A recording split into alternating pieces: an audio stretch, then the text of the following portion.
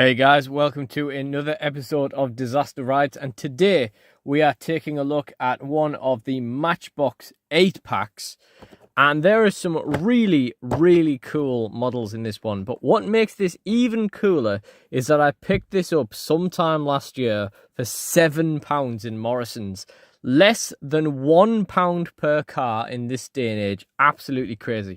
Unfortunately, that was a long ways back, but it just goes to show it's always worth poking about in Morrison's and stuff for potential offers. There are some cars on offer in there at the moment, actually, and it's always worth looking in your supermarkets and so on, because they really don't care about putting these things on clearance. But there were certainly some models in this one that I definitely wanted to pick up, and we did in total pick up 4 of these 8 packs. I don't think there is a glaring weak piece in this. That's bearing in mind how specific my diecast car desires are. I still don't think there is a weak point in this entire pack, but maybe that's because it's not Hot Wheels, so everything is based on a real car. Maybe that increased the odds for Matchbox. I don't know. So this is the Landrover Defender pack with the exclusive Landrover Defender in there, which looks really nice.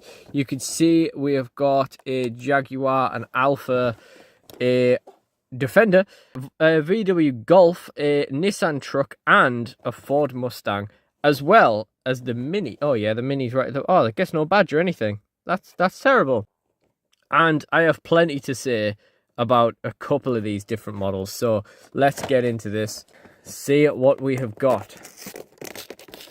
You know, I've always found it interesting since I became an adult, the whole design for a lifetime thing, because I said a second ago about Matchbox producing more realistic models, and that is, you know, partly when I was a kid, partly what the appeal of Matchbox was, that you could actually get real cars more consistently. But what's ironic is that most of my die-cast cars that have survived from childhood that are broken in some way, most of them are Matchbox. And I have indeed seen a Matchbox model, much like this Golf actually, but a BMW people carrier, where it was literally sat with the wheel inside the wheel arch, in the packaging, in the shop. So, yeah, designed for a lifetime. Let's just say, unless you're going to be like Schleich and you're going to give us a lifetime warranty, just stop even claiming it. So, first of all, we're going to start off with this little construction vehicle. Skidster, it's called. Very cute. It's an adorable little thing. It's got nice little yellow wheels as well, which is really nice. And of course, we've got that interesting kind of window on the sides. Interesting design on there. We've got a very tiny Matchbox construction logo there. Unit 28. And a really small MBX logo in there. Little tiny gas cap or charger port or something there. We've of course got the shovel, which is quite loose, that actually. Like, it moves feels rather frail, if I'm completely honest. The model itself feels pretty meaty though. And there is the back as well. Copyright 2009 Mattel. Yeah, apart from that very soft scoop on the front, which is actually a scoop rather than an engine scoop. Other than that, it's really cool. It does feel like it's going to fall over about as much as one of the, the die-cast cars forklifts. Although not Robert Jam Jones, because Robert Jam Jones has 4 wheels, so he's a little bit more stable. But yeah, it feels really wobbly. However, there is a place for construction vehicles in my collection. There is a place for them in the Disaster Side Racing League. And when they're as little as this, and also as unstable as this, I'm very keen to see what it will perform like on the Disaster Side Racing League track. So, we'll move on to the next one now. Look at this. This is a little bit of alright, isn't it? This is a 1956 Jaguar XK140. This is a 2019 model from Mattel. Oh, they're straight, aren't they? They're very well applied decals. Yeah, everything just shifted off to the left. Okay, but the model itself is really nice. And hell, if it's racing, we're not going to be able to see the front of it anyway while it's going down the track. 1956, very cool. Copyright 2019. It's almost like a small bar of white chocolate. It's like a piece of Milky Bar or something. You see, we've got the details all the way around. Nice little panels all around. Jaguar 56 is the license plate. We don't have one on the front though. Perhaps it's just as well though, because it'd probably be over here if it did. But yeah, really, really nice. Not the kind of thing I would necessarily think about picking up if I was looking through the singles or whatever, but very nice to pick it up from a multi-pack. Next, we're going to take a look at this Alfa Romeo Giulia. Look at that paint. That is absolutely beautiful. Lovely green with glitter all the way through it. That very aggressive looking Alfa Romeo face with the headlights here and here. You know, it kind of looks like a frog looking off in opposite directions. But it's still a pretty nice looking car, to be honest. I'm not actually familiar with this car. I don't know if I've ever seen one. I've definitely seen Alfa Romeo Giulias, but I don't remember seeing one that looks like this. But this is actually a really, really nice model. It's got the double twin exhausts on both sides. We've got the gas cap on the side. Honestly, this is such a nice model. Again, not something I would bother to look at because it's a modern car, so it doesn't necessarily fit my kind of preferences. But this is actually really nice. 2016 Alfa Romeo Giulia, copyright 2019. Yeah, that's a gorgeous model. Maybe I need to pay more attention to these if I see them out and about. You can see we've got Giulia as the license plate, but also we have it written over the headlight as well, or the brake light. And as you can see as well, with it being Matchbox, we do have proper logos on it. And the details on the front of this one are pretty much spot on, which is always nice. Yeah, really nice model, that one. Really, really unexpected. Now we get into one of the ones that I bought the set for. The 2018, Ford Mustang convertible. I've always loved a Mustang. I think it's only in the recent years when they've gone to the SUV and Mach-E type options that I don't like the Mustangs, basically because they aren't Mustangs. You know, like most Ford products, they've just taken the name of one of the models and put it into an SUV. I guess they kept the backlight style, but, you know, it's just not a Mustang. Anyway, goes to show again my fondness for Mustangs, that I am interested in modern Mustangs, you know, because I'm not interested in a lot of modern cars. But, you know, I don't think they've lost a lot of their charm over the years. We've still got that same very angry looking face and those iconic styled brake lights at the back. Again, it's a really, really nice colour. The red with glitter all the way through it. The interior I'm not crazy about, but it looks okay. It is a Mustang GT. Very similar to one I saw at my local Evans Hall show when I had a job interview there recently. And in fact, it's also very similar to one I saw roaming the streets of Northallerton after work one day. It's got very interesting wheels on it as well, which are pretty cool. I think my main drawback with this one, we've got the Mustang logo on the bottom as well there. I think my main drawback with this one is the interior. It kind of looks just, I don't know.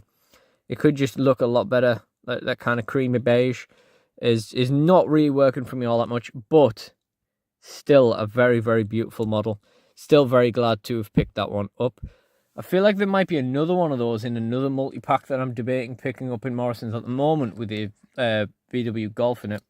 Next up, we have the 2010 Mini Cooper S Cabriolet. Now, there is a story behind an orange Mini Cooper with black stripes on it for me. And that is for the first, I don't know how long. For however long I played GTA, I had no interest in the cars on it. I don't really know why. I hardly spent money on anything. I was just in it for the joy of the game. And I drove around in an Issy Compact in orange with black stripes on it for a long, long time. We all had matching colour-coded Issys. I'm the only one who ever drove mine. I'm definitely the only one who still has one. And I've long since started driving actual cars. But this model serves as an homage to that car.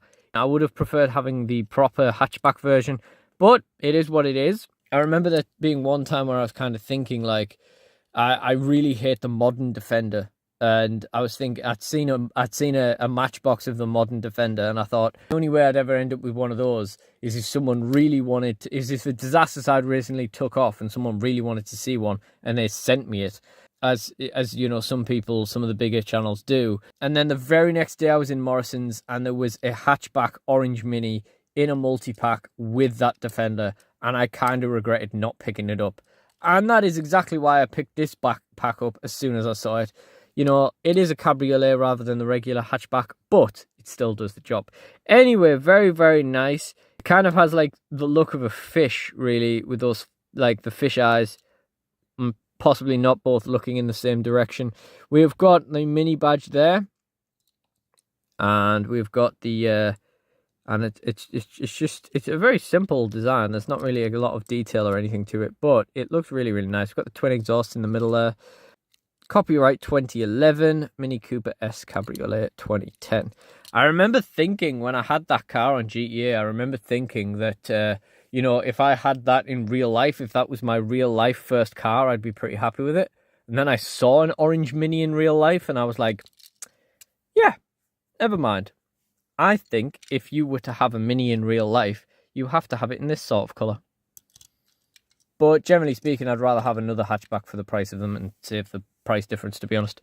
But anyway, there's been a lot more ranting about cars, my opinions on cars and my disagreements with modern cars, haven't there, in this one?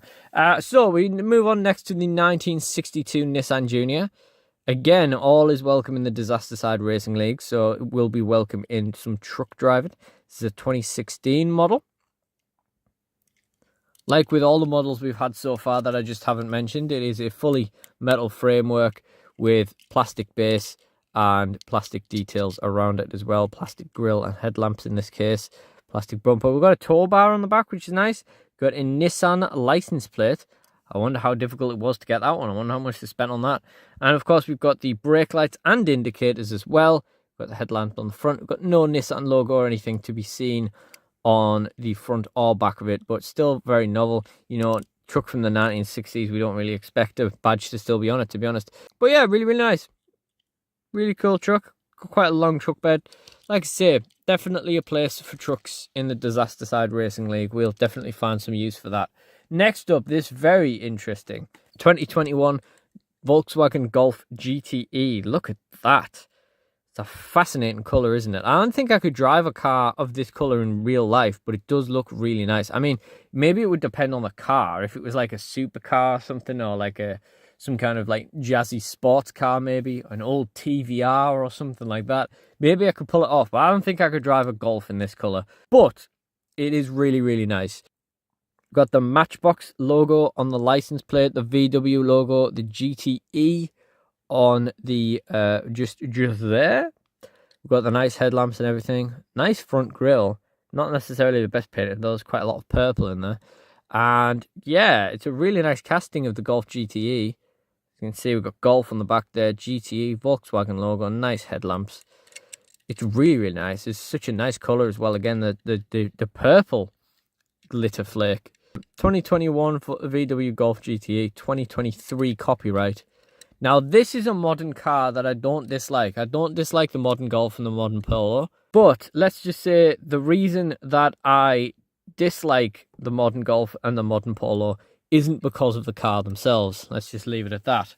And finally, we move on to the exclusive model for this pack, and that is the Landrover Defender 110. The iconic classic look. I've said many times before in these videos about this silver and orange combo. We've also got these lovely orange wheels as well. I've also said before about the silver colour reminding me of those cola sweets like Mawams, where the cola is silver for some reason.